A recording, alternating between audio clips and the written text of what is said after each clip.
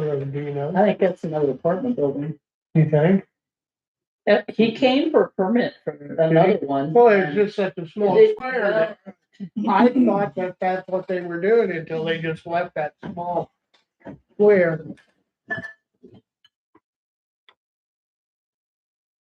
Pledge allegiance to the flag of the United States of America and to the republic which stands one nation under God, indivisible, with liberty and justice for all.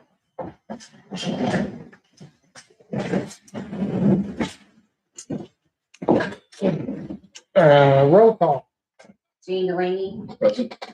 Sharon Hope. Fred Chidim. Present. Shirley Hayes. Susan Snyder. Present. Steve Carter. Present. Approval of November 3rd meeting minutes. Make a motion approved. Second. All in favor? Aye. Aye. Aye. Review zoning codes update. Staff report. Okay, so obviously I gave you the written report. I just want to give you a brief introduction and we can get any questions you all may have. Susan mentioned earlier that I started with the existing zoning code. It was adopted in 2009. The intent really wasn't to, the intent was to essentially modify or tweak that, if you will. I gave some thought to starting over in similar words. So what you have tonight is the existing zoning code with some changes. And I'm trying to bring more clarity to the zoning district regulations toward many different aspects of the code, but primarily to the zoning district regulations, R1 regulations, as well as the commercial C1 and C2 primarily. R1, I did not make any changes to the dimensional requirements, same lot area required, same setbacks, same 1,000 square foot requirements for new construction. We go from memory now. C1, basically, I've added C1 and C2. There's, I know that might not be real easy to see on this map. All this purple C is C2, and then we have this section of red C1. I know we went over this a little bit in November. And we have uses that are right now existing in C1 that actually aren't permitted. And so my intent was really to kind of clean that up.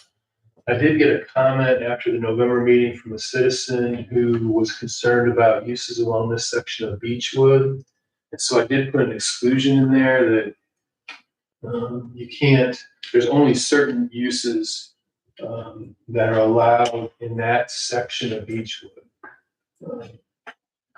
Essentially kind of creating what you might call a highway commercial corridor, and then that one little carve out for these uses here. Can't do a bar, for example, in these, in this area. There's lots of other, what I might call updates or tweaks again to the zoning code that I thought were necessary. PUD, that's another good one.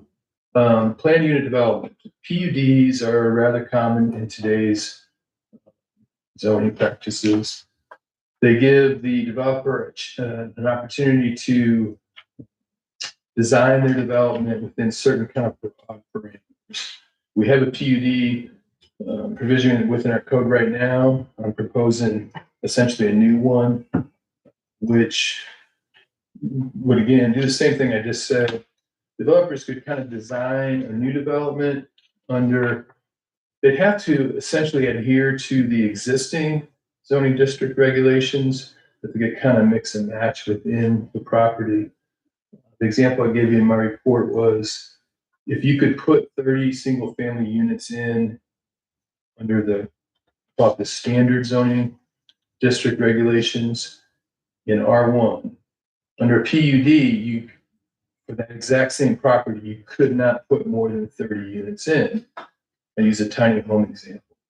let's say that someone wanted to put a new tiny home development in, we wouldn't allow, the PUD would not be a way for them to exceed that density. They'd still be limited to 30 units, but they could put them on smaller lot sizes. In that situation, they'd probably have a cluster of tiny homes, and then they might have a little park or something off to the side, playground. That I feel strongly about.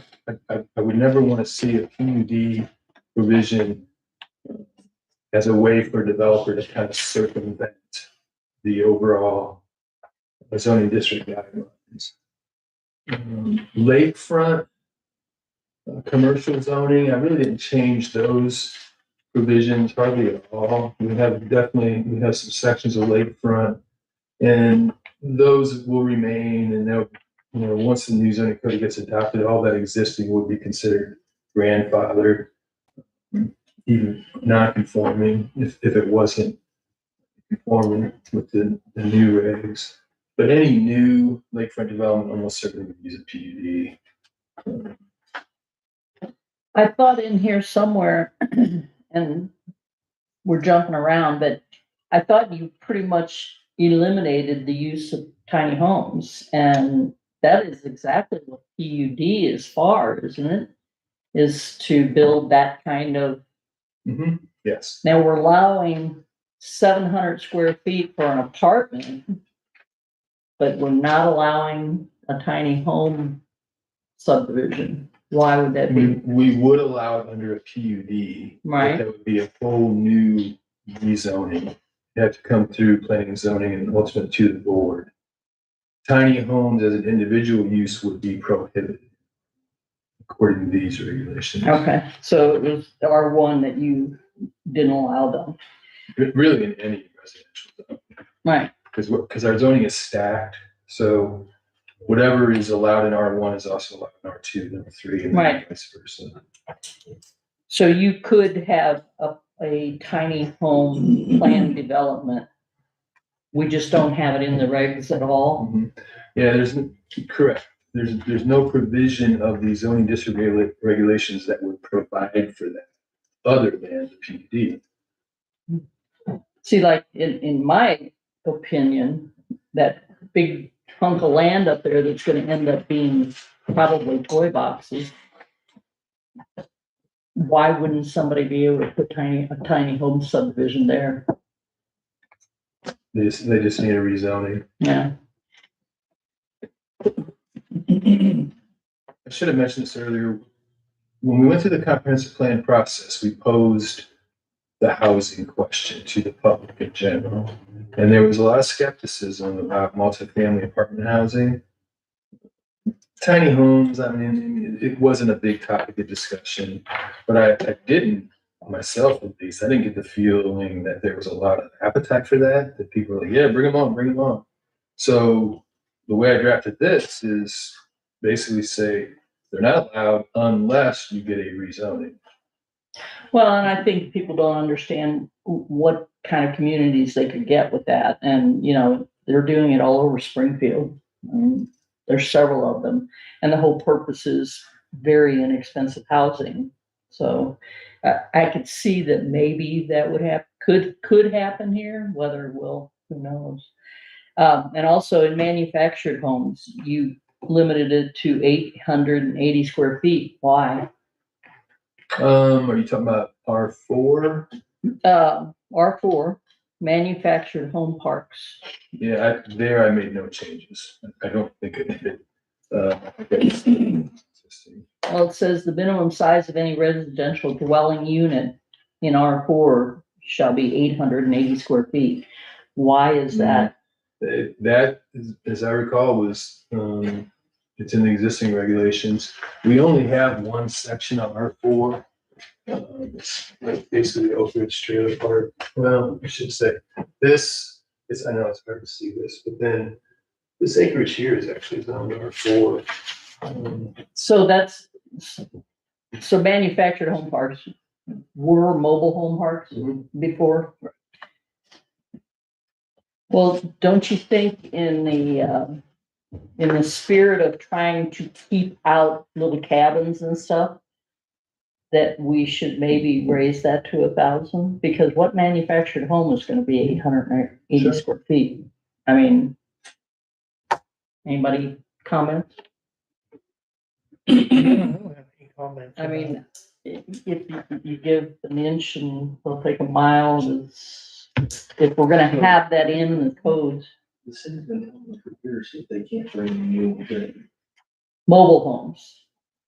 Well, I guess my question is, what is really the difference between mobile home and manufactured? The manufacturer has to be put on a cement slab or something. It has to be a it. Has to be fixed. put on It has to foundation. be affixed to something. No, that's really not correct. And this is an important question. Because I spent a bit of time on the definitions. A mobile home, to the best of my ability and understanding through these regulations, is anything that was, it's either pre-1976 or it was built after 1976 to the new federal, what they call the HUD code, and is on wheels. Now, a manufactured home can also be considered a mobile home. Trying to make a distinction between essentially a manufactured home that is on a slab where there's no wheel, no chassis. It is a manufactured home with no wheels. And then just your mobile homes. Isn't that in the class stuff, class A? Isn't that the difference in that it's not gonna have wheels on it when it shows up? Or they deliver them with a frame, but they take the frame off when they place it? Yeah, yes. I mean, yes. Manufactured. I looked I'm it confused too up. Because they just brought one in my neighborhood. I've got a neighbor that just put And one they're on bringing there. in another one So right down the street from me. I think they must be classifying them differently now because, like I said, my neighbor dug a great big basement Yep. and so a did mine. foundation, and that thing came in on 2 Your neighbor's pieces. a modular. It is? That is a So modular. is that I mean, different than the manufactured? the manufactured home is a single wide trailer home with a metal frame underneath of it and axles attached to the metal. That's manufactured. Yes. Okay, the one we just let into Hawk Lake. What is it? It's a manufactured home. It's not on wheels. There's no chassis. There's no, it's, So there has to be some new classification for manufactured home, because when I tried to look it up, I put it in every which way I could ask the question, and I got a different answer with Every time. every I answer. know, me too. So, and I did too. And but so, yes. we would want to specify in here, if we're gonna leave it in, no wheels. Okay, my Oh, you got something. Did you get a Or no building single permit for wide, the one that's going in down the street from me and the one that already got put in 6 months ago? And then there's also one across the street. They just bought 4 lots and they're gonna put them in 4 lots. No, I have not. You haven't got a building permit or you haven't got anything.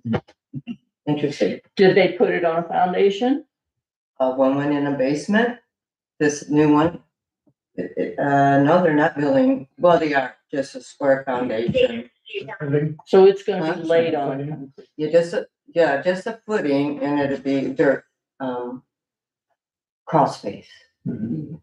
And that's going, they're doing it right now. So somebody comes in and wants to put what they're calling a manufactured home in here. How do we know it's a manufactured home and not a mobile home? By the definitions that we put down in the zoning code. Okay, because by the definition here, it's after June of 76 is a manufactured home and complying with HUD code to housing and construction standards. How are we checking and verifying any of that? I mean, what's to stop me from bringing in something that was made on June 16th, 1976? And technically it's a manufactured home, but it's got wheels on it. It has to get here somehow. What's the difference? I don't see a difference. And that's where I'm confused, because the modulars come in on a semi also, and they get picked up and they get set down and they get put together at the roof. So they have to have some kind of a frame. I mean, even if you don't call it an axle. And if they're not getting any kind of permit, don't all homes have to have some kind of a permit from us? All new construction. Well, is that a new construction when they, That's why I'm asking, because I was gonna bring that up to the meeting tonight. I haven't seen any permits on anything that's going on over by me. And those are modular manufactured.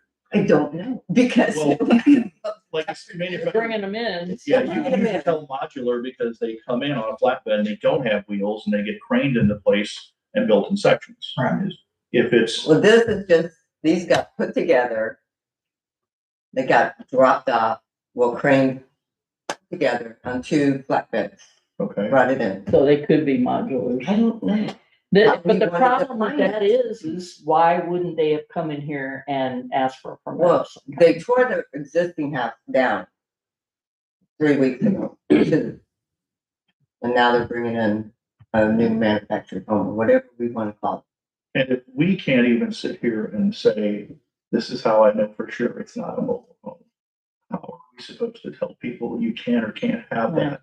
That's my question. I mean, this is what's already in the codes. It's right here. Mhm.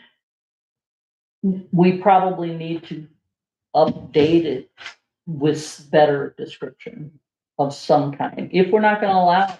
I mean, and like I said, there's, no matter where you look, modular and manufactured, there's a different description all over the place. So Right. how specific can we get? Maybe you need to go to the manufacturer and get their definition of what is modular and what is. I looked up the definitions and pretty much what Mr. Rock has in here is what they say, but if you ask, what is really the difference between a mobile home and a manufactured, a lot of times you get only the type.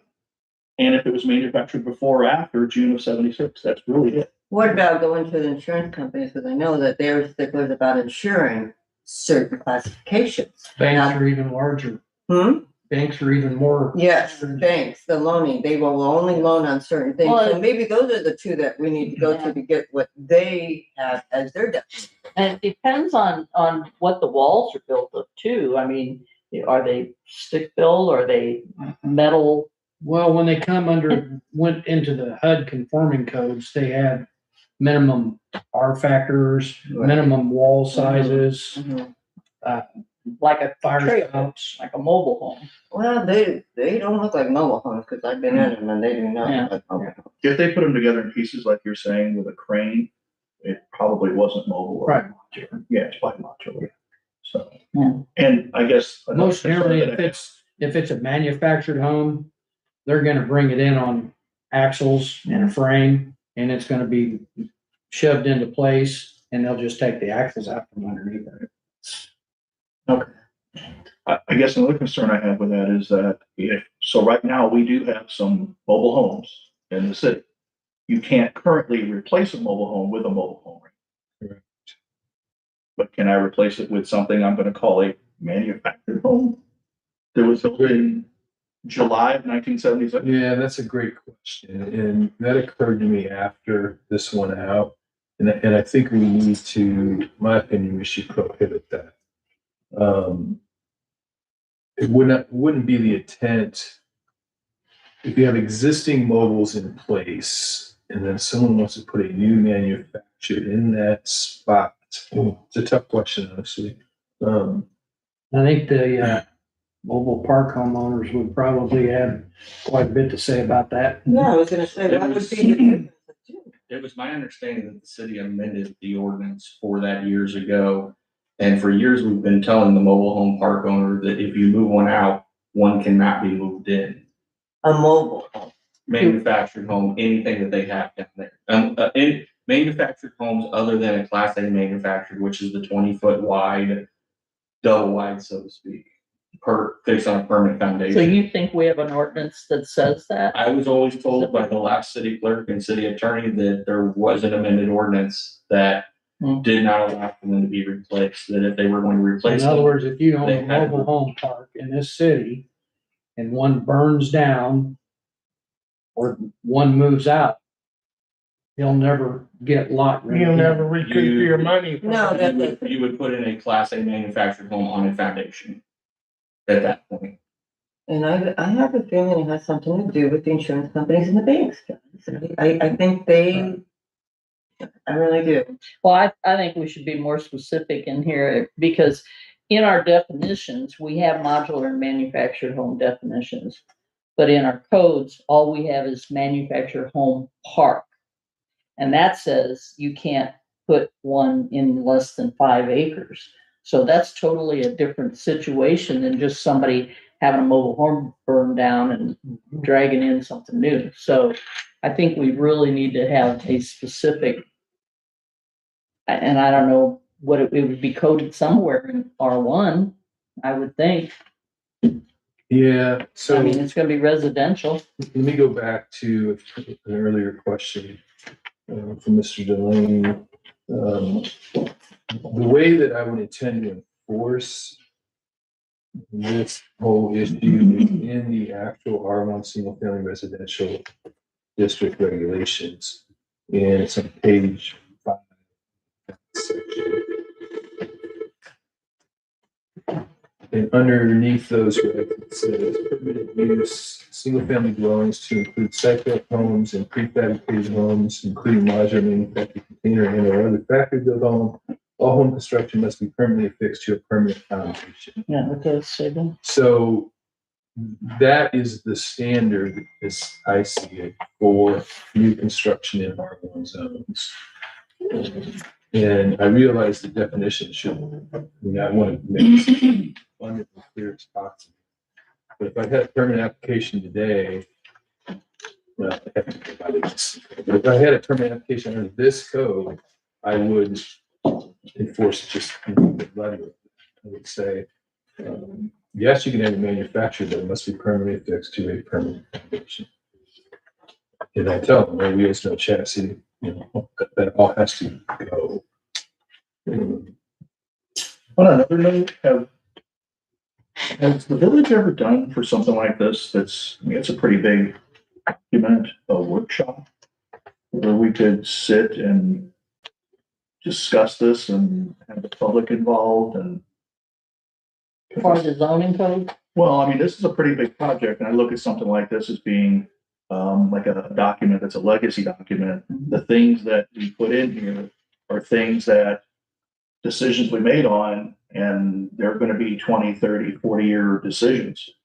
If we let somebody put in a mobile home, that's probably going to be there. Let somebody, the carport is square footage, that's going to be there for a while. Those things are, stuff that requires a lot of money. Well, the way it's worded now is single family dwellings to include site-built homes and prefabricated homes, which include modular, manufactured, container, or other factory-built homes. And it's interesting that you've got container there, but you tell them they can't have them as accessory buildings. So that is another question. Yeah, and to back up just a bit, if we want to do a workshop, we can certainly do that. I told you earlier, I want the planning and zoning commission to be very well satisfied with it. And so if we need additional time, it's fine with me. There's, of course, required public hearing before we get to the end. And, we are on YouTube now. And I did get a comment, citizen comment from the November meeting. Someone watched on YouTube, very valid comment. I think I mentioned earlier about the Beechwood Drive C1. So, the more public review, the better. Going back to your point, I'm sorry, on the containers. It's been a little while. This was not a proposal that went much farther the discussion phase, but we did have a conversation with some folks who are actually putting in container homes. And we looked at some of their designs, and they were beautiful, wonderful things. They had proposed putting in slabs. It was, I don't want to miss a specific property, but it was vacant land parcel that would have had to be cleared and graded and utility work and so forth. So it got a little bit, I think some of those items got a little expensive, but, you know, a container home, again, on a slab with a foundation could be very nice. From what I've seen on TV, watching home shows, those are very nice. When they get through, if they're done right, Mhm. and the landscaping that they do on it, and they turn out looking nice. It kind of beyond me why you would use one for a home, but because they put siding on them and they put 2x4s and walls on the Cheaper inside. than lumber. Yeah, but it's just a shell inside a shell, Yeah. right? Because it looks industrial. Yeah, yes, when they're through with them, they don't look that They do industrial. look good.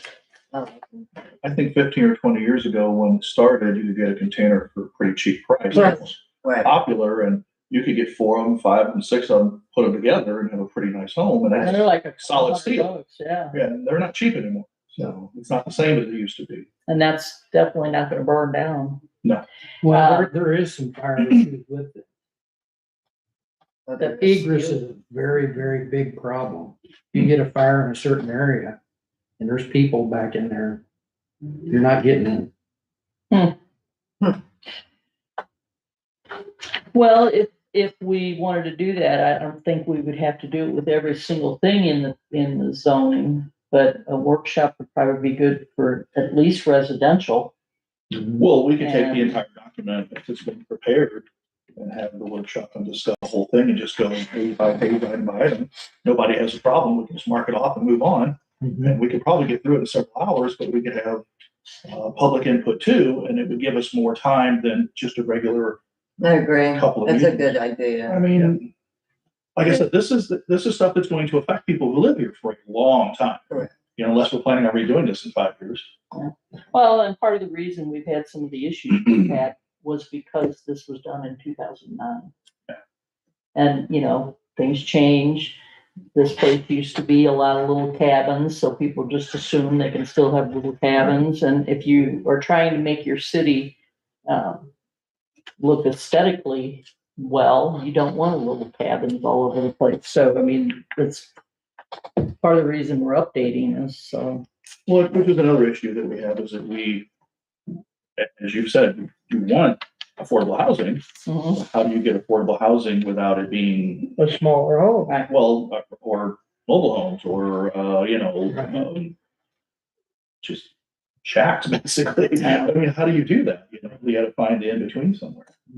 Yeah, I am working with a developer who has an intent to develop affordable housing in the community. And it would be, the definitions I do trip over a little bit. It would be modular, I think. It'd clearly be prefab type of units. One slide was very nice. He showed me some basic photos. And he needs to go that direction because the site built, stick built stuff just isn't going to work. What's he consider affordable? Good question. I don't know the exact number. In the somewhere in the mid. Affordable for twos. him or affordable for somebody to? I think his price point would probably be somewhere around the mid 200s. That is what the nation feels is affordable nowadays, is $250. So, I mean, Where it wouldn't be for me. no more It's not than affordable. $50,000 homes, It's not so, affordable. yeah. And if this guy's got some, he definitely has some experience. If he can do it for less, he will. But He might have, it might be good. It'll probably Yeah. do well. Affordable housing to me would be 100,000 or less. 150 max. So if they built modular homes for $250, just say they would sell them, they'd be gone. I mean, lake property down here is so valuable, Mhm. Right. on or off the water. I mean, Second tier is becoming. Yeah. they'll sell before it even got the foundation for it. So that's not the issue. The issue is the direction we want to go with the housing. But what I've read, the students that are graduating from Camden, they're leaving the area because they can't afford to live here. So They're going someplace else. Now, they can go someplace else and live. Why can't they stay here? Well, also the jobs aren't here. Right. That's the other downside. But what was it, 85% of the students that graduate leave? Sure. I have a young son who's very interested in the lake area, and if he were to move here, he would very likely be in Camden or Versailles. Would be probably where he would first look. The Sunrise Beach availability is very limited. Again, why can't it be affordable to go to, say, Versailles, but So not here? I'm not personally speaking, is the closeness to water and construction. Why is it any different in Versailles than it is here? We're Because you can talking dig a about 30-minute this deep drive. in Versailles, so you can dig about this deep in Sunrise Yeah, Beach. our geography is rock. It So costs almost any as much builder- to dig the hole as it does to build the house. Which is part of the And reason then why the- even the water location costs so to- much for The them. location to the resorts and the bars and all that is very Makes drive the price attractive, up. so it makes the land price more. Mhm. It's not the construction cost, like the 2x4s and nailing them together that's more, it's the land is worth a lot more because of where it's at. And you can't dig it. You have to And chisel our it. topographical area is so intense here that causes a lot of extra expense, Okay. I mean, You look instead at of backing a Branson concrete and truck up pouring concrete, their workforce we get doesn't live pumped. there, so No, They live within 30 minutes to an hour away. We have no, Eldon for sales. you notice that, at least over on the other side for now, over in Osage and that area, they're building a lot of apartments. yeah, There's a lot of multifamily units moving in. I think it's just a matter of time before that happens over here too. There has to be a perceived demand for it. Nobody's gonna want to build apartment, 200 apartment units over here if there's not gonna be a demand for it. Maybe I could use that to segue into a question I have for you all. You had earlier mentioned it before the meeting started. At Singing Oaks and Highway 5, there's a parcel that is zoned for multifamily right now. And there is a developer who's intending to build some units there. Spoke to him today, actually. So the project's moving forward. He has the zoning, and so under our current code, he does not need any sort of approval from the city other than a very basic zoning permit. And he hasn't showed me that yet, his actual building footprints on the property, but I mean, it's frankly gonna be very simple. Is that something that this commission feels we ought to review? Multifamily, personally, I would not suggest ever that a single family new build be come through planning and zoning. But multifamily and commercial, potentially could. Yeah, and see, I disagree with that because from the time I've been here, the fire department charges $500 for new construction. Because they're the ones that go and inspect to make sure that the place is being built safely. We don't even have a building permit. So we have no idea that people are putting homes in neighborhoods. We did have. We have we don't have building permits. We don't have one for an existingly zoned, like if I want to put a house on property that I already have it zoned for, because I thought we did have to We have do. a building permit for that. It's what I call a zoning permit. Yeah. Yes. It's $100, and all I do is check it to make sure that the lot meets the zoning requirements, that the building size meets the zoning requirements, that it meets the setbacks. I mean, really, that's about it. And then we have a pretty good system between us and the fire district. I approve that, and then they go next door and get the actual building permit. I don't feel there's a need to change that. Well, do you think that the people that are putting those 4 homes on that lot right now came here? They didn't come here to get a zoning permit. So you didn't know they were putting those houses up? And that, maybe there's nothing afterward. there yet. They have cleared it though. The If- trees are gone, Right. everything. The So- proposal is to put 4 homes there, but there is one home going across the street as we speak it's going up. Yeah, I'll look into it. I just don't understand why we wouldn't have a building permit. It doesn't have to be $500. Well, I totally agree with you. We should have. It could be $50 for all I care. But you don't know who's building what here because they're not gonna think, oh, I need a zoning permit. There's a house here and a house there. Yes. They know it's residential. Let me ask you this, is it possible for somebody to go straight to the fire department and bypass the city? Yes, It's possible, but the fire district, we have, we work together well, and typically they will send people over here. But it's possible to get through without this. So that could be the case over there then. Why we don't know anything about it.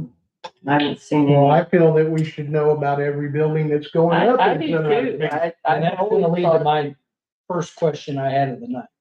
In the definitions here, they have it in there zoning officer. Yes, I saw that. So we need a zoning officer. Who is the zoning officer? None right now. We don't have one. no, Steve, appointed himself zoning officer in an ordinance in Yeah. January of last year. Okay. Now, my questions were, what's a planning commission representative and a planning administrator and a village engineer? I didn't know we had any of those. Yeah, I think those are carryovers from the current code. So someone has to be the zoning officer, and the zoning officer processes permits, applications, anything that requires, that goes to the planning and zoning commission, I handle that application and then move it forward.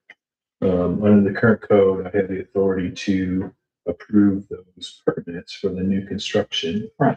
Assuming it meets code. So, that's what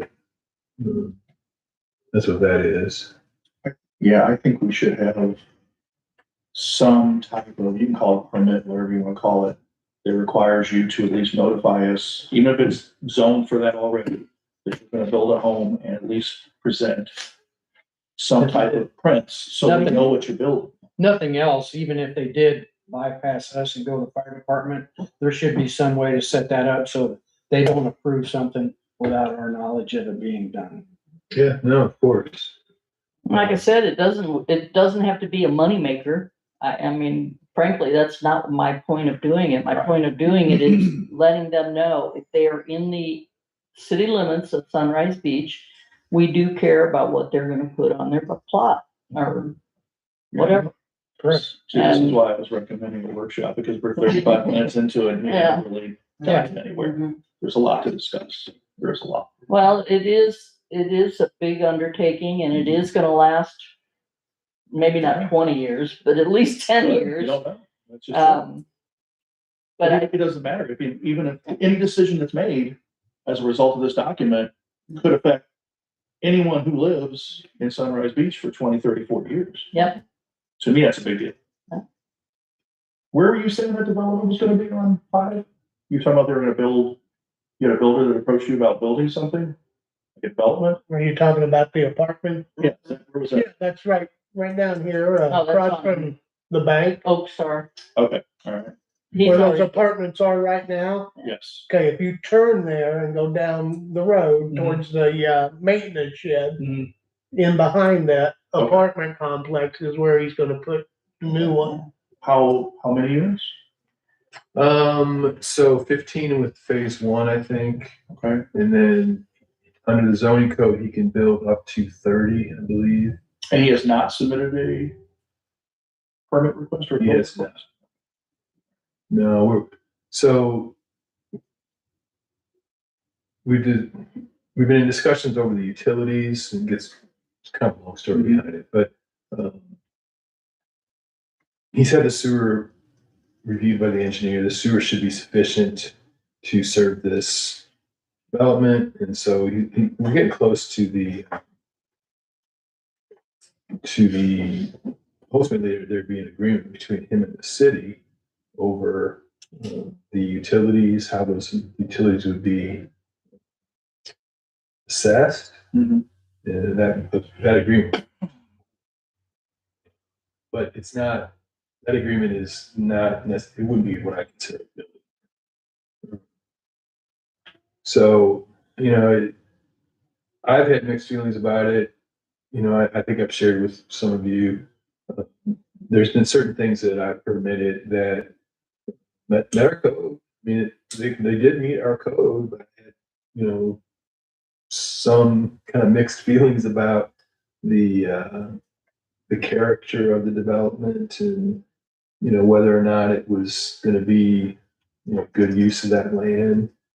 It gets very subjective there, I understand, but if you put a site plan review requirement in place for commercial and multifamily, then it does make the developer put down in clear black and white what they're proposing to do. It has to go through the public review.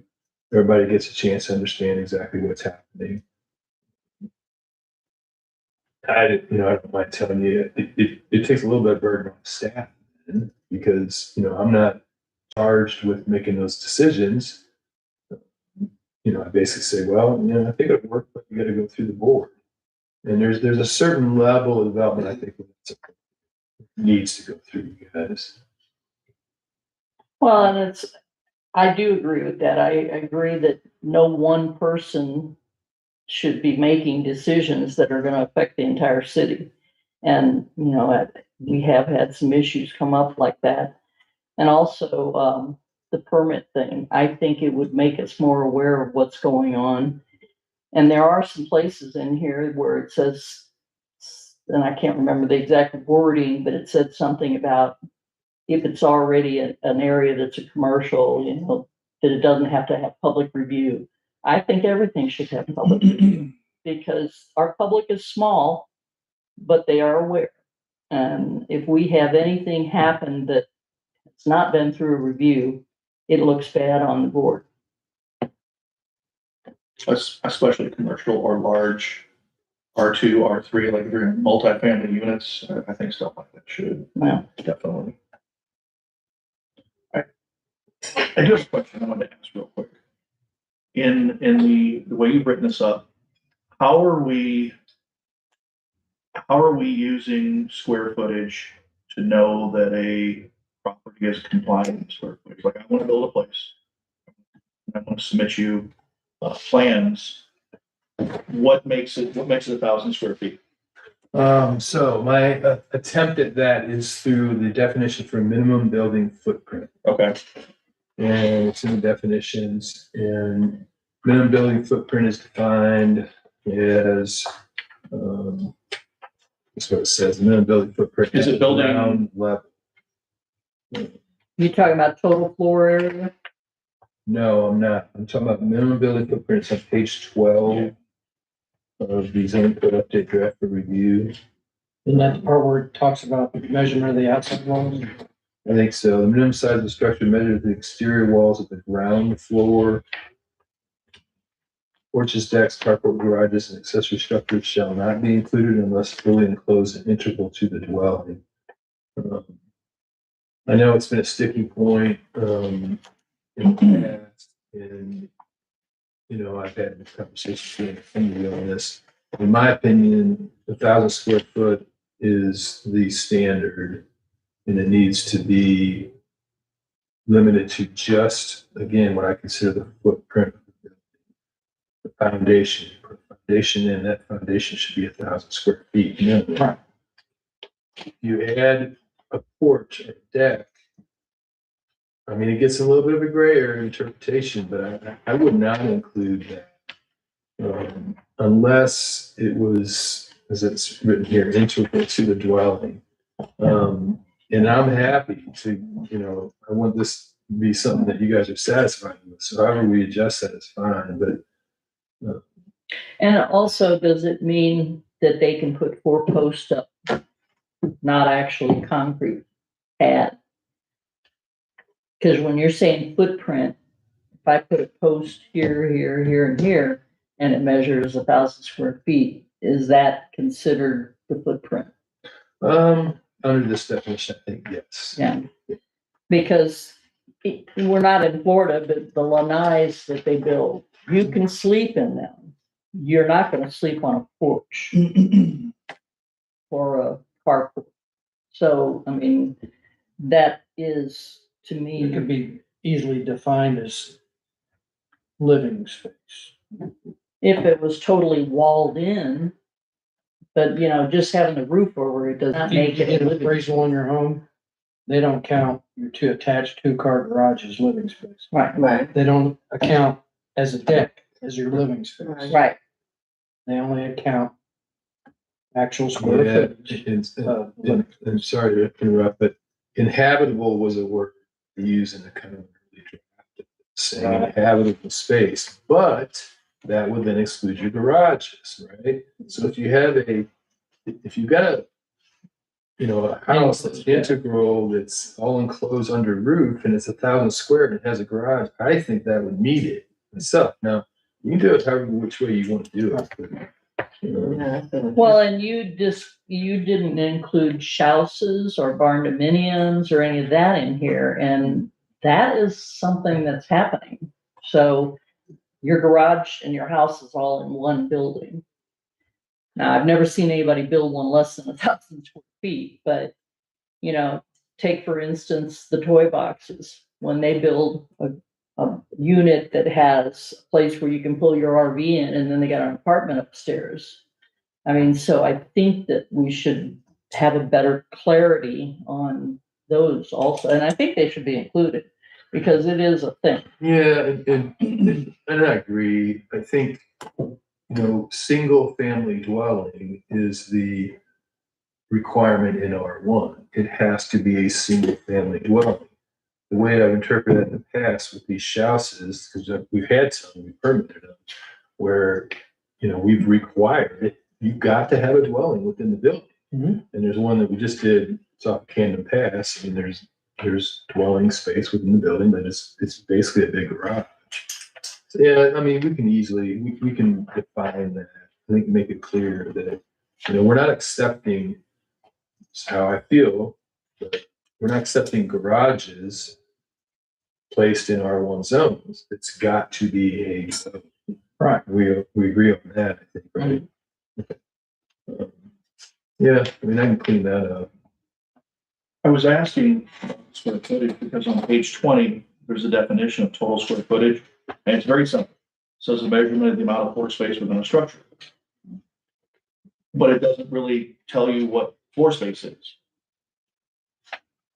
And the closest to it is the total floor area that's right above it, but that allows you to include utility rooms and rec rooms and storage rooms. And there's another section here where square footage can be counted also including a covered porch or a covered deck. I mean, so I think that's right back to the problem we've had with some other properties, that we start letting people just cover a deck or a porch and say, I mean, for $200, I can put a cheap covering on top of it and call it square footage. What's to stop me from building a 300 square foot home and put a wraparound deck around it and cover it and go, now I got 1,000. Those are the type of issues that I think we need to really be concerned about, because we will run into those issues, especially as Right. I think development starts picking up. We're going to run into people looking for ways to put a smaller home in and save cost, but meet our standard. Which I'd be really upset if I came to look at 1,000 square foot home and 700 was the deck. I'd be really upset. Yeah, or whether it isn't conducive to Yeah, no. using that. No, I agree. I think most of the changes in the entire thing, especially since we've used almost everything that's already in here, I think the residential has to be totally buttoned down. It does have to include things like houses, and it does have to be very clear about square footage, meaning the places where it is actually a house, a dwelling. It is not porch or anything else. And if it says that in the description, it should also say it in the zoning area too, so that it's really known to everybody what we're talking about. Yes, and I think some of this is kind of holdovers from the current code. It's got to be very clear. I think we can certainly, within the supplemental regulations, we can just make it set out a new section that just simply makes as clear as possible what how this is managed and administered and so forth. Yeah, I think some of the definitions, I don't even know if because we have total square footage, total floor area.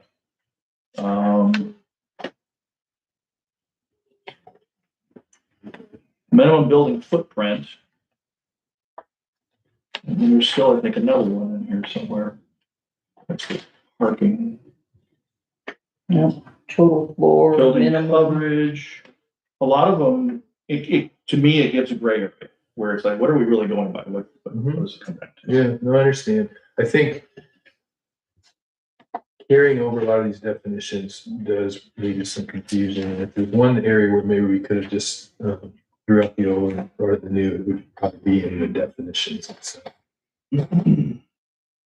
I think it's good to have everything that could possibly be happening, but we just have to make sure that it matches what we're putting over here. Mm. And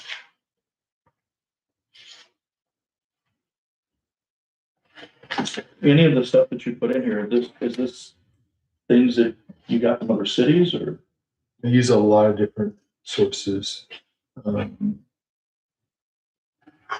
mean, Camden, Osage Beach locally. I use some of the cities I worked in previously. I was very familiar with those zoning codes. I use some of that. City of Washington, I've never worked there, but I know that town pretty well. And so yeah, it's kind of a sort of cobbled together from a lot of sources. Yeah. the adult entertainment also is in here, and I always thought we had an ordinance against it, but apparently we did not have an ordinance, but it's put into the industrial area. And I kind of understand it, even though we really still don't want it, but I think it, even in industrial, it has to go through a public review. You know, I mean, those are the kind of things that will affect people majorly, so. Yeah, I've always been advised by attorneys that you can't prohibit them outright, but you can zone them in certain zones. And so we have one, believe it or not, this is the one area of industrial zoning in the whole community. I think that's accurate. And so when we say you can put adult entertainment in that spot, we would effectively. Wasn't there this little area down by the Hurricane Deck Bridge? It could have been, So Nipper's was outside of the city. at the time it was, yes, you're right. They wanted to come inside city before, but the previous administrations would not allow them to annex because they didn't want adult entertainment inside city. Now, in the code online, there is a provision for adult entertainment that is rather lengthy that would permit them in C2 only subject to board approval. Because it's not accommodated in their zoning, if I had that use come to me right now, I'd say no. I mean, it's not accommodated in their zoning.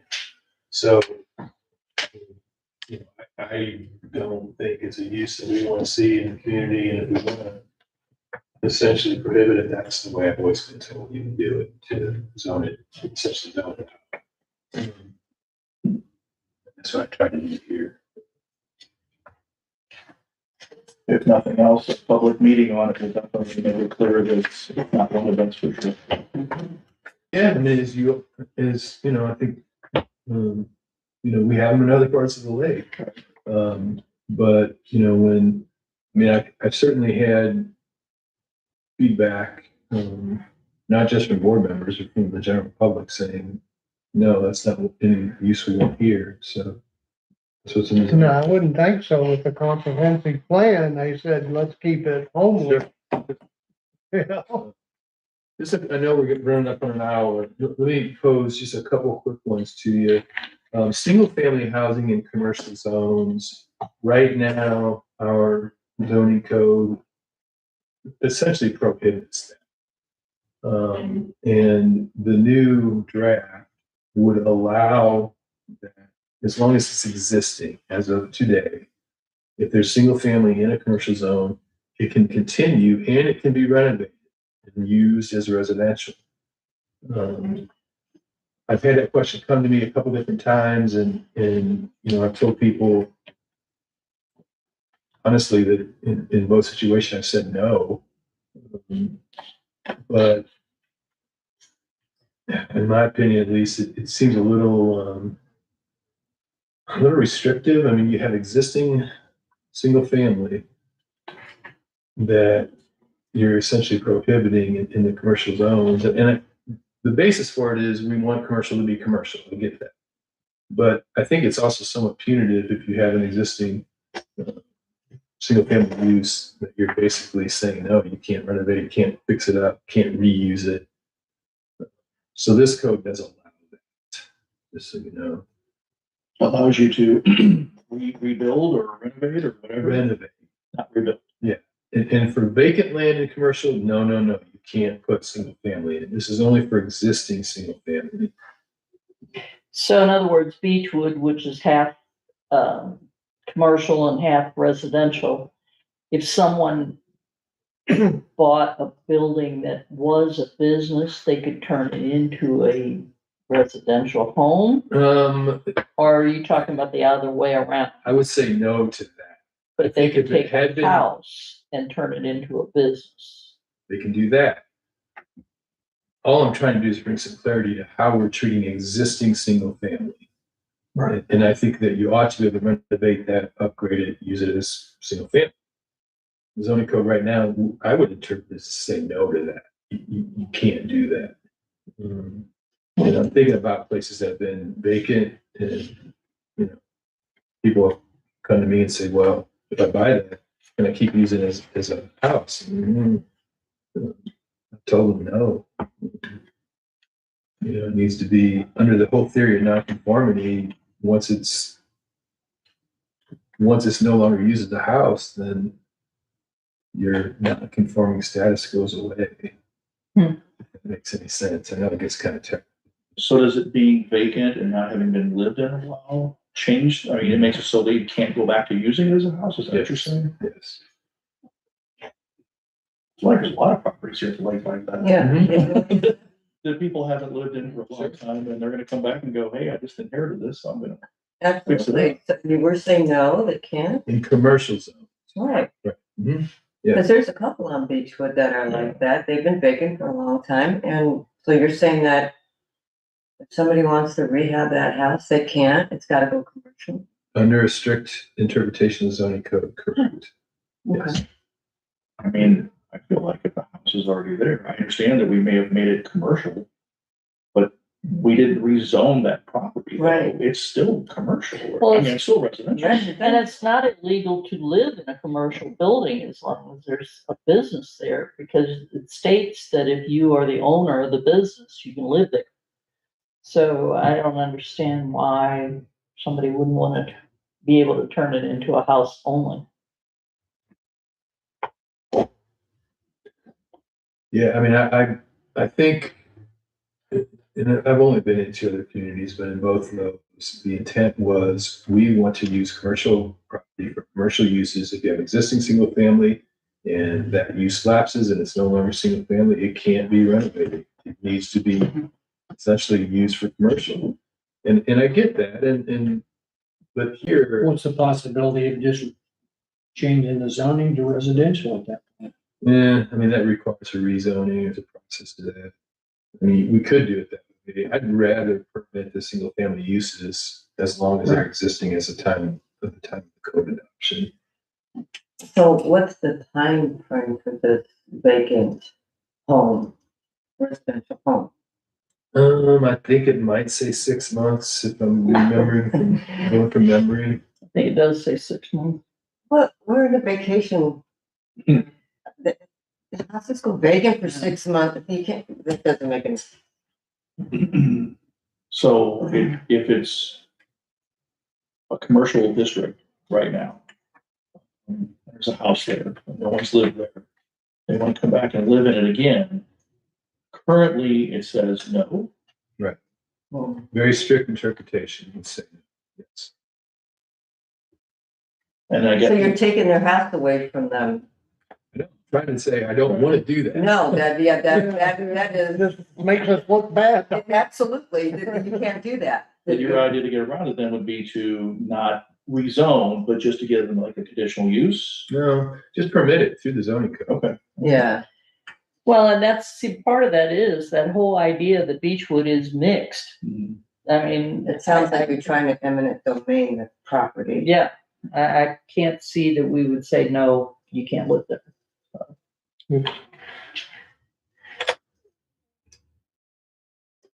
Let me think. So that's, oh,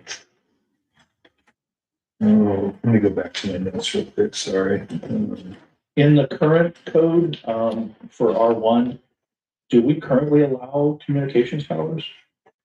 Or is that something you added? We did not, and if, like, the minute I got here, there was trying to be that tower that's over there in the fire department. And the attorney at the time said absolutely not. Okay. And said that they couldn't do it. I kind of thought it didn't sound right, and they were ready to take us to the board of adjustments and all kinds of things. We turned it over to our current attorney, and he said, boy, you just saved yourself big time, because you cannot not let them have that land for that.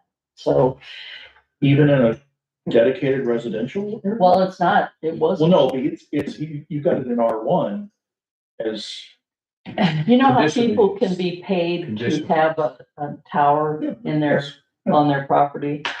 I mean, that's what you're talking about. Yeah, right? but it would be a conditional use. It would be So conditional, you have to go through a public hearing. and it would still have to have the height and the Mhm. distance from falling over on somebody and all that kind of stuff. Yeah, and but that's currently in the code now? I think so. Okay, so I that's think what I was saying. Yeah, I think it's silent. No, I definitely added that. That's something, frankly, I feel strongly about. In residential zones, you can't blanket out, you can't prohibit them outright, but you should at least require CUP.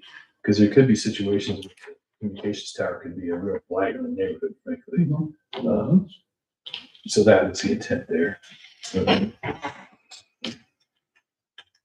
Oh, the other thing that I was thinking about is RV parks. I know we haven't talked much about it. We're definitely trying to make very clear that you can't live in an RV as a dwelling.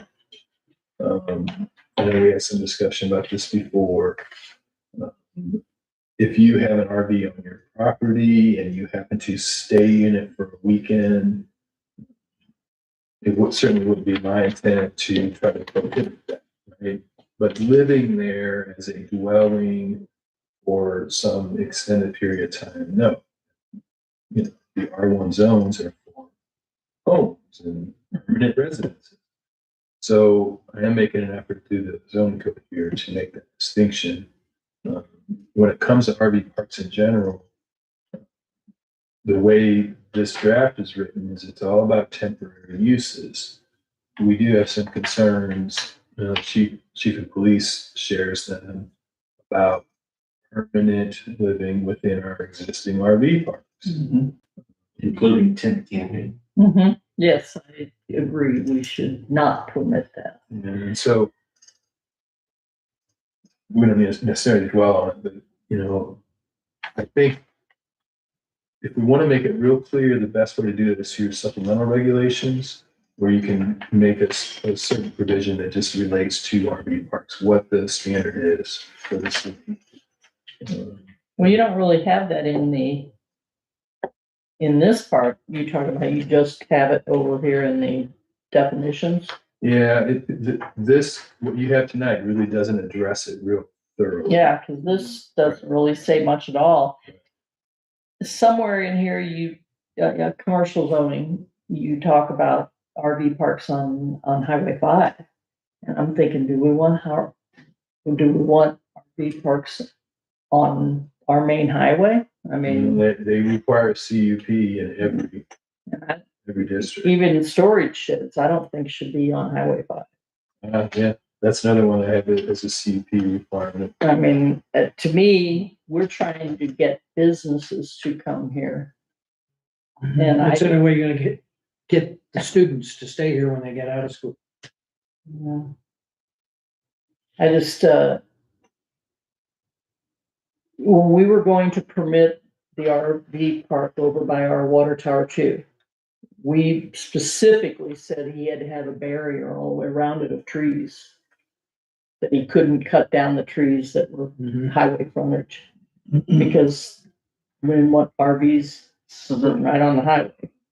So that would be, I would feel the same way about storage areas. I mean, I know that they're building them every square inch that they can find to build them, but they are an eyesore.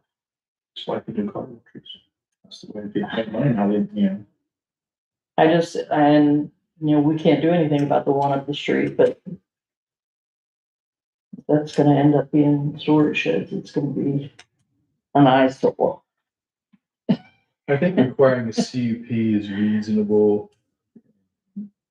And really two reasons. One, they can be unattractive. And then secondly, because of the way we generate our revenue, there's essentially zero revenue that comes off of that type of property. And, I think we want to reserve our commercial acreages for uses that generally benefit the city. That doesn't mean, when you have a CUP, a certain spot might be just fine for that storage. Another spot might be frankly a bad use. So there's a little bit of discretion how to look at those. Wanted to ask, since Chief has to go out and deal with a lot of this stuff a lot, if he had anything he wanted to add or any opinions on any of this. I mean, like the storage units, the campgrounds, those are obviously my top concerns. Storage units, like you mentioned, don't bring a lot to the city, but they do bring a lot to the police department as far as work. Extra patrols, theft recourse, people living in them that we regularly have to try to see, are they living in them? Or meth out of them. So their concerns, the campgrounds, I would love to figure out a way to kind of get that under control. Right now with one of our campgrounds, we have people living in tents right now. We're not permitting new mobile home parks, but we've got people living in bumper campers that are permanent year round. And our zoning for that does not address that at all. I mean, Not directly. in his original plans, he did not state that he was going to allow tents. So is there any enforcement we can do on I that? think he did have some areas marked off as primitive. Yeah, he had primitive, Primitive and they're camp. doing primitive camping. I mean, they're tents, that way they're the canvas tents, they're nice tents. But it is no water, no sewer, but they're living in these tents. Which They have for one, months. which one is this, Chief? Right next to wood. So that's a concern, and Of then, all of our RV parks we've got, is there actually people that are living in all of them full time? just those are the. That's The Bear Bottom closed. Bear Bottom? Water. Bear Bottoms has, I think, 2 campers. That's what I'm thinking. That have year round. Used to, there was a gal that lived in one of them, kind of as a camp host to keep an eye on everything. She's moved, and I don't know that anybody's living in that one now. It doesn't appear that anybody's there. Well, we have a red truck that stays in the new one. He's all the way in the back. There's a red truck that's been there all winter, has been there all fall. And it comes and goes, so I assume he's living. And then up at the top campground, you've got that old tan vehicle that sits right along the highway there. Do you not know what I'm talking about? Right after the dumpster, going out, Right. there is an old vehicle sitting there that is parallel with the road. And that man has been living there. Well, and the one down below, I would imagine they're doing it without water. 'Cause Yeah. Matt didn't. Matt, design yeah, that that's- park to have water year. Yes, because I've seen them hauling water in buckets. And Frankie and Louis, they can come stay there a night here and there throughout the winter to, when they check on their campers and things. But they have no water. And I don't know that, I think that they've got some sort of agreement that they can't stay there during the winter for. I think it should be in the Being how they all. regulations They for all RV. operate under a special permit. Yeah. Are there any conditions in that special permit that specify any of this? No, I mean, we don't have a permit process in place right now. No, we talked about doing that, about if nothing else, charging $25 a year for a permit per camper, just so that we would know the density of who's using the water and sewer, because we have significant problems with water and sewer at Bear Bottom because we're constantly being overloaded. So we had no idea how many units he had.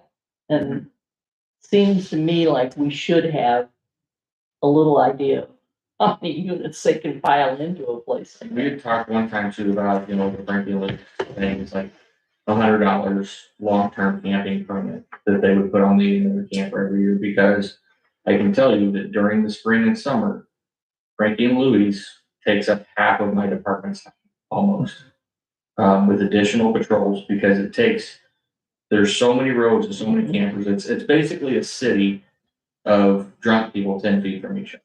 So it takes a solid hour to patrol it. There's, I think, I don't remember how many, 614 campers out there. Yeah, has any of you ever Yes. drove through there? No, You need to do, because exactly what he's Go saying. over the hill, not just down to the bar and say, oh, look Yeah. at Oh, it. yeah, Take it right at the bar, go over the hill. really. Well, so when you come off the toll bridge road, you come in and When I take leave left on Tim- TT. Yeah, Yeah, you see, That's breaking Lewis? that's their Yes. new addition. Yes. Yeah. So it does, those places create a huge burden on my department. And that's one thing we were looking at Egress, but I mean, like figuring out how to help. how many campers did you say? I think it's 613. Yeah, that many. That's a lot. One area. And on a holiday weekend, that's just gonna be a nightmare. Well, and the thing about it is we're saying we don't want tiny home communities, and we're putting But yet we ordinances have for manufactured RV parks. home. But we have these parks that are ginormous, so that's, Last summer I drove through there on a Saturday night. And it was a giant party. It was just. Yeah. And it continues until 4 AM. Mm-hmm. And we don't have permits per We- unit. we have don't no- Anything. no, nothing. We don't have a permit. We have no idea how many people, And how why many, not? That just seems a It's little strange. just never been in. And I don't know if it'd be part of the cup or if there's a way to do it. Another thing that would help with them is you go to these campgrounds, find out which site number it is. None of them have a uniform way of identifying. I've been working with Ryan at Frankie and Louie's to try to get large 3-inch mailbox numbers on the end of each camper. Isn't that like a law for fire department? Yeah, So what they do is they put the lot number on the electrical meter box. That's The the way meter it is box. down at their bottom, The meter box is behind the camper and you can't see it. and you can't see it. Or they put a tiki bar in front of it, so you can't see it. So that would be something that would be very beneficial to us, is if we could create some sort of rule to where it either had to be on a 4x4 post or long-term camping clearly displayed on the camper. You Yeah, know, I think for public safety that you need to be able to identify what trailer that is or what RV that is. you do have a part in here about signage, and kind of got a kick out of it. It said, you can put up a sign in your yard, no permit, nobody has to know about it.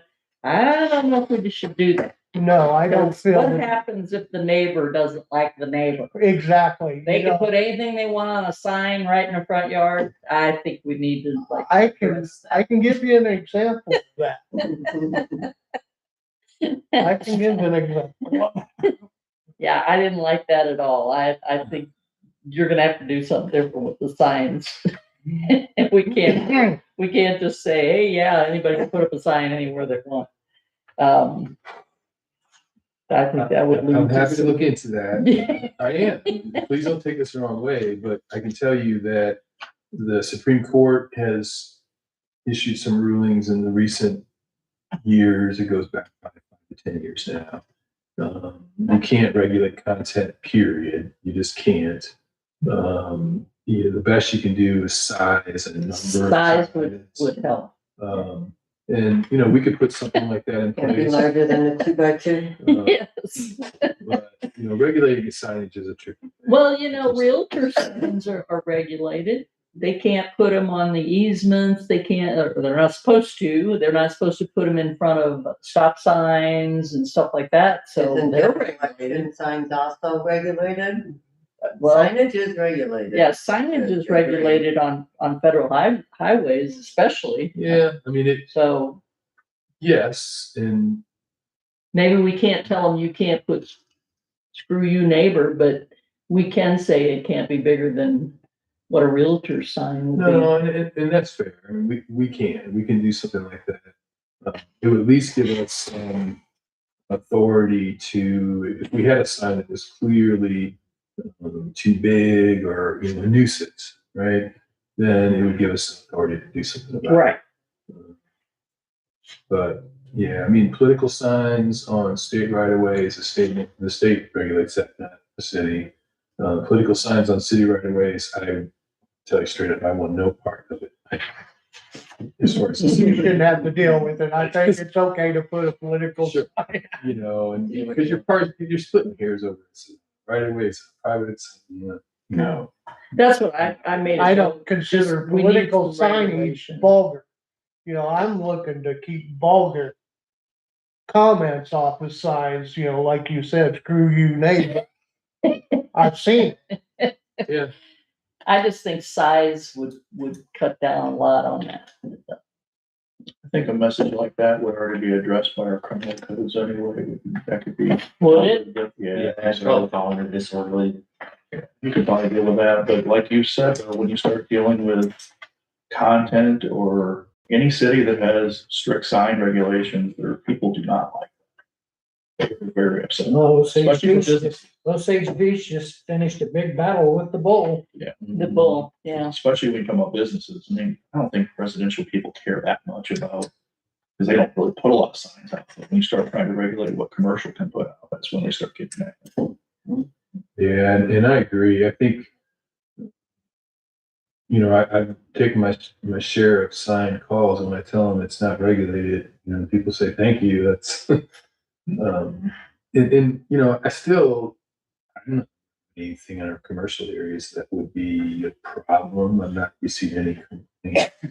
I'm not as concerned about commercial as I am about residential. Probably 99% of commercial is gonna be state controlled along Five Highway anyway. Yeah.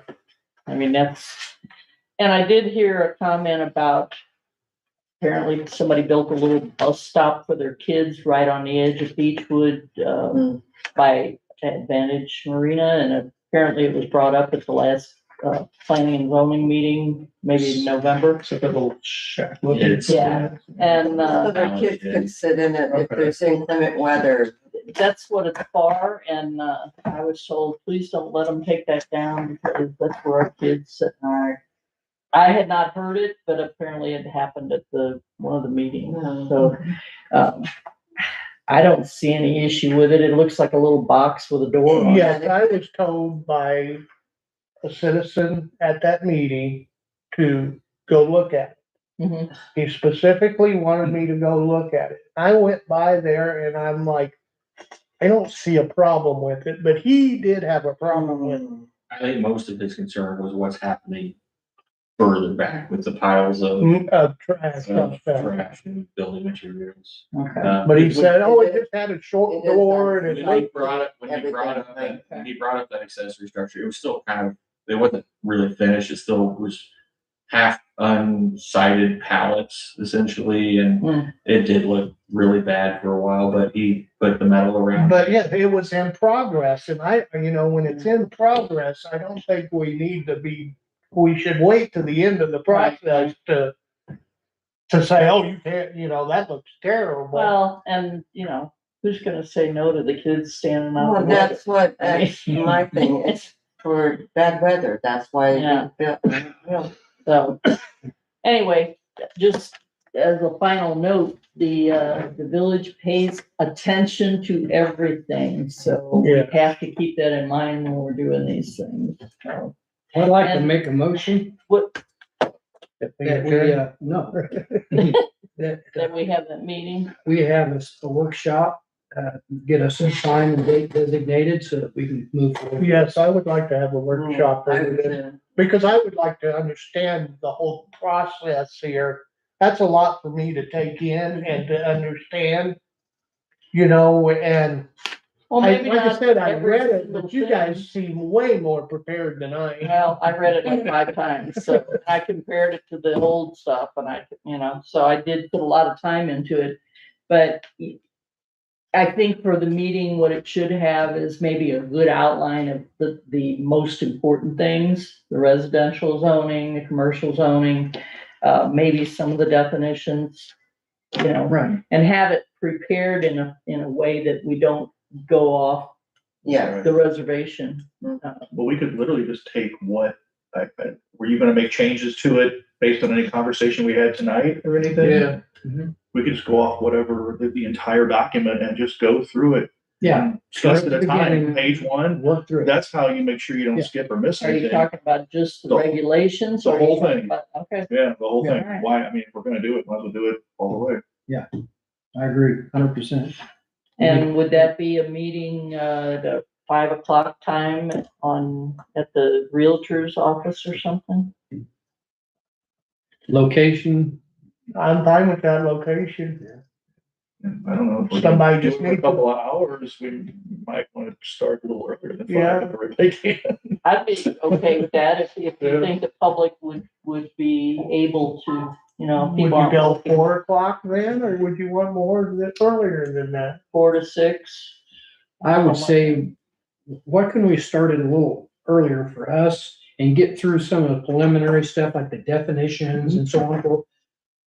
We don't need the public to get through the definitions. Yeah. And then open it, then have the public come in and say, Well, they can come whenever they want, but if we start at 4 and start going through the definitions. Right. then, I think it's plenty of time. Yeah, Between 4 to 5 to get definitions. We can't do definitions in an hour, then it's got a lot of problems. Yeah. We're gonna do this on a date to be determined, or are we just gonna do it the next time we would normally have a planning and zoning meeting? the zoning meetings are open to the public, so. I mean, the workshop could be too, so. well, I mean, you could plan the zoning meeting at another location as long as we put it out there. Yeah, I mean, so I've been adding a few things of what you've seen, and they're what I would kind of call procedural, like the Board of Adjustment provision. That needs to be added or changed from what the city has now. There's a few other items like that. I wouldn't call necessarily regulatory in nature, but just pieces of the zoning code. So I've been working on it more or less daily, especially over the last, say, month. As far as getting it to kind of a version that could be, put out for more thorough review by you guys. Let's see, not a calendar right in front of me. Couple weeks. So 2 weeks today is Martin Luther King Day. Anytime after, say, the week of the 19th or the following week, or if you want to do February 2nd, which is the next meeting day, it's up to you. But I would need at least probably 2 weeks to get it in. Yeah, typically you do the workshop, come to kind of an understanding, and then whatever changes get done, then you have your planning and zoning meeting where you look over things, double check it, vote yes or no, and then the public meeting. So there's still a couple of meetings. Sure. right. I would think so, yeah, a couple more meetings, but my question is, when's the next newsletter go out, and how are we gonna be informing the public to come in to this workshop? The newsletter's not gonna come out till April, but we could also do, I've had a lot of people say Facebook is how they get a lot. Facebook, Yes. And You can't. people put really messages watch on the city his water bill. Facebook page, so. Yes, you could put it on Yeah. the water bill. Yeah, She can put messages on the city water it's an bill. awesome idea. I also wanna clear up who all these positions are. Because, like I said, I've never heard of a planning commission representative, a planning administrator. We now know the zoning officer, the village engineer. We don't have any of those, so That's carried over from the previous. Well, that's probably definitions that were put in there by the gentleman over here that was basically yeah, getting paid to do all those things. it's just confusing to have all that in there. You said you're the zoning officer, right? Are any of those other titles, are you also? Are they necessary? No. This in my is the opinion, no, ordinance they're not where- necessary. Right, They're not necessary, we take them out. Yeah, In his acting capacity. yeah. okay, yeah, I did too. I knew about the zoning officer, but none of the other ones that are listed in here Yeah. are you, One of the, or are they? no, well, so the planning administrator is a carryover from the current code. I would consider myself a planning administrator, but zoning officer is the more technical term. I think the solution there is just give it a planning administrator. There's no need for that. Mhm. So some of the, one takeaway from tonight's meeting is I do want to clean up the definitions from the stuff that we don't need to carry over. I think we should just get rid of, frankly. Yeah, I think it's important if you have something in here that says, you know, this is basically how we're determining this, and the words in there are not explained, like the definitions. Well, if we have a That's what I think we- definition of a person that's supposed to be doing the job and that person doesn't exist. Right. Well, and also the parts that say no public viewing, I just don't like that in writing. Wherever I saw it, it's like, we don't want that in there. Yeah, I'm not sure what you're referring to. I would have to go through all my highlighted stuff. But it's just something, when you start telling the public that you're gonna make a decision without letting them know, not good. I think we talked about that once before, that more eyes from the public on things. No, I mean, of course, there's no intent whatsoever here to try to circumvent the public. Did you, have some kind of question about the lakefront commercial? I thought, It was just the square footage, so it looked like the square footage requirements went away when it became the higher residential density areas. And there wasn't any square footage requirements for low impact or general? across the board because like the R2 and R3 reduced the square footage requirements to 750 and 500. But then the commercial and lakefront commercial didn't have any requirements, but yet allowed residential. I didn't know what we were gonna do there. Yeah, So it says, here's my intent okay. there. So I carried those over from the current code, really didn't change them at all. And all of our lakefront existing commercial is gonna be grandfathered, okay? So I really didn't mess with those current zoning district regs, because almost certainly if we get new coming to us, it's going to have to go through a PUD process. It's just, for one reason, just as you stated, there's not enough definition within those zones. Right. And, you know, all of the zone areas that we have now for those uses are essentially being used. So, yeah, the new uses would have to go through a different process.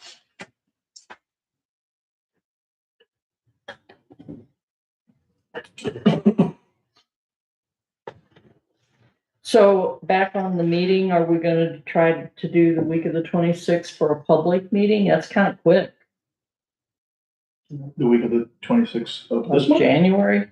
Or are we gonna, No, we couldn't get it done that well, what I'm saying, have to be set able to get it out. To do, Nadia, the- when do the water bills?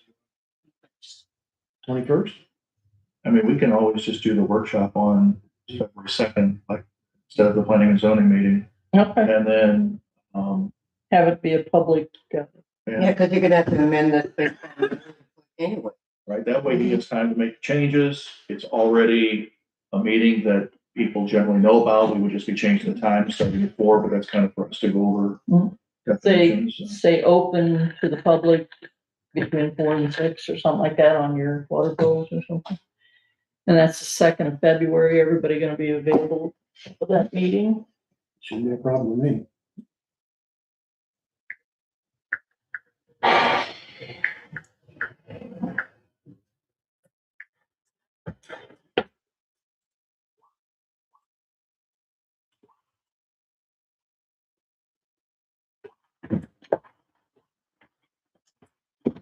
What else? Need a second? Second. No, Sounds good to me. all in favor? All right.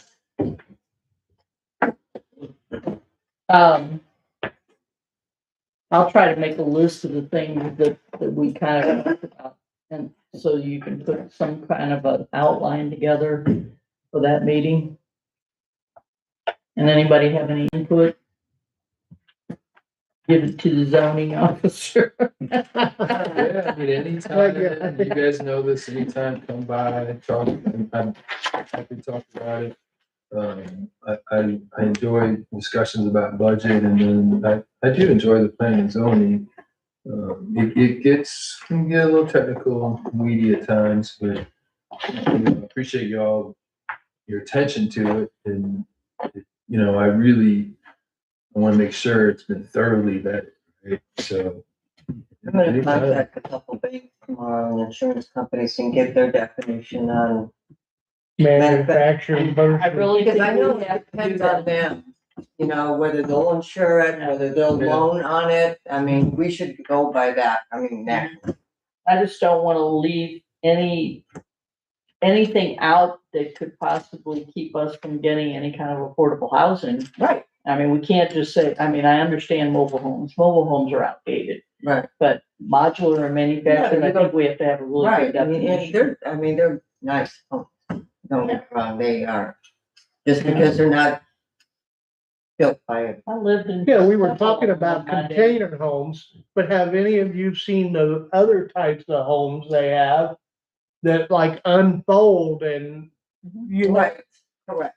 From Amazon. The Amazon. Yeah. Elon Musk. Elon Musk company is building one too. Yeah. Correct. I see, I've looked on them on Facebook and on the computer, and so I get a lot of ads on there. And boy, some of them are pretty nice looking, I mean, They have been. They're all gonna a fall lot of that. underneath that square footage. That's gonna So be the they'll all problem, is fall I don't think underneath the there's- square itself, Yeah, I don't think there's any of them that are being made that are 1,000 square. it's 1,000 square foot. Like 300 maybe, Yeah. 250, they're little bitty places. And that's another thing, that 880 on the manufactured home, we gotta get rid of that. Hmm. I can't even believe they make one that small. Yeah, boy, that comes from the old code, and I don't know where it comes from. Yeah, But we gotta get rid of that.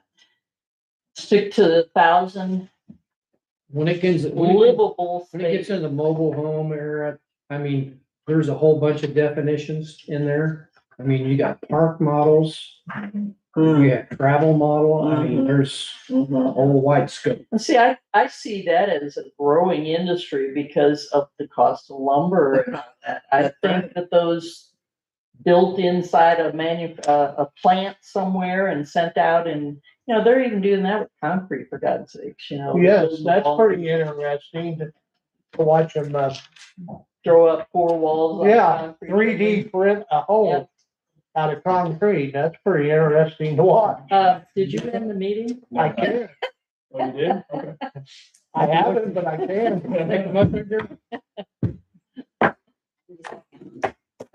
Second. All in favor? Yeah. Yay. You wanna hear about the newest and upcoming thing, it's gonna be